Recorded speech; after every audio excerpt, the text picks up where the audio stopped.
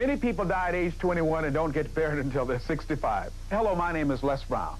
I think that what that person was saying, that many people are walking around dead, have a great deal of talents and abilities within them, and they're not doing anything with it. Why? I think that we unconsciously get in a rut sometimes in life, and also because of the lack of awareness. We've never been taught the techniques and methods on how to begin to do the things that we want to do. I used to work in a garbage truck. I used to do janitorial work. I have no college training, and because of my upbringing, being adopted and raised in a family where we were poor but did not know it, I did not know what the possibilities were for me. Many of us are unconsciously suffering from possibility blindness. We don't know what we can do. I've developed a set of tapes that will help you to overcome possibility blindness and create an opening for you to begin to realize the things that you want out of life. You've got to commit yourself that you have had it in your life. You've got to get to a point in your life where I once was, where I decided at one point in my life when I looked at where I was and I wasn't happy with me. I got tired of working on a job where they were paying me just enough to keep me from quitting, and I was working just hard enough to keep from getting fired. I got tired of that lifestyle of mediocrity. Anybody know what I'm talking about? I got tired of it. When you go into a restaurant to eat, you look on one side and see what you want to eat, and then you look on the right to see what you can afford. I got tired of it.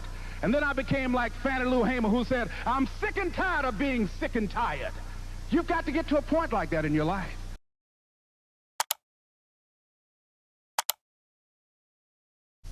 Number one, you've got to work on yourself. It's very important that you engage in an ongoing process to develop you. Spend more time on yourself than what you've been spending.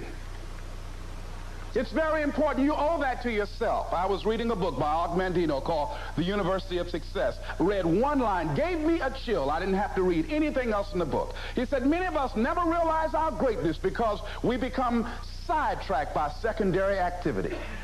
We spread ourselves too thin. Don't know how to say no.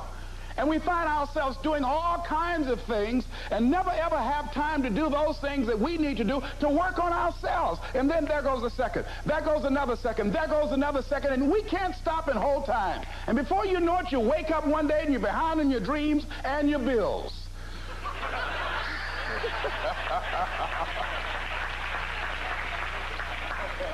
So decide that you're going to take some time to work on you, that you deserve that from yourself, that your life deserves some prime time because you are creating your own production. As Michael Todd would say, you are the star of your show. You are the director. You're writing the script. And you will determine whether your life is a smash office hit or flop. You determine that. Working on yourself, talking to yourself. That's so very important. Overcoming the negative conversation, that inner dialogue that's going on all the time, even when you don't want it to be there. You can't stop yourself right now from thinking. You can't do it. It's going on. And so learning how to empower yourself, part of doing that is standing up to yourself. You've got to stand up inside yourself sometimes and say, shut up! You've got to do this. I was going to give a presentation, and this voice inside of me saying, you can't do this. You don't have everything it takes. I shut up. I'm behind on my bills, and you're telling me what I can't do. I have got to do it. I was interested in going into broadcasting. I'm adopted, and that was my key out.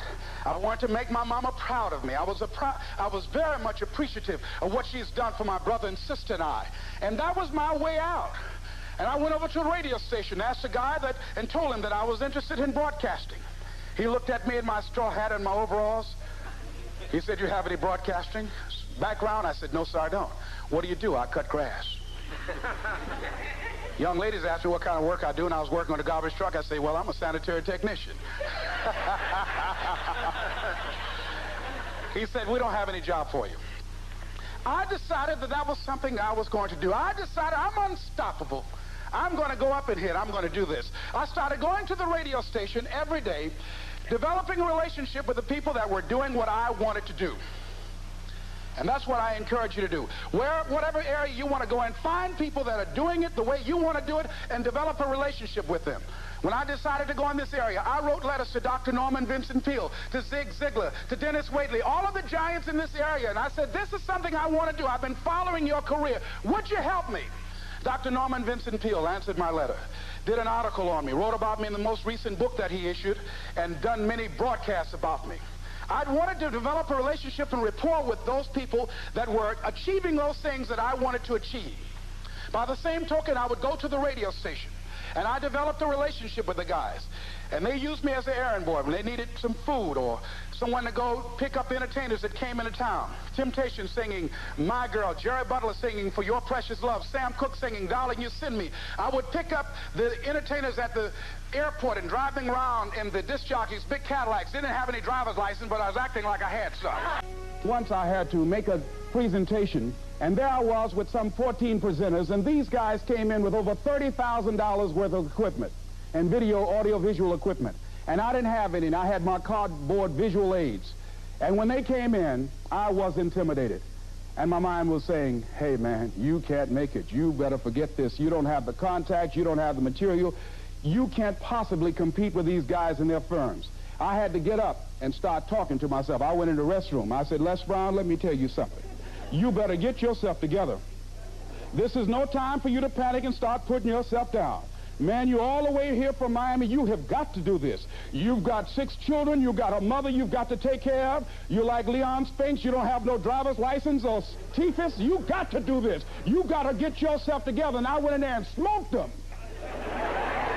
You got to.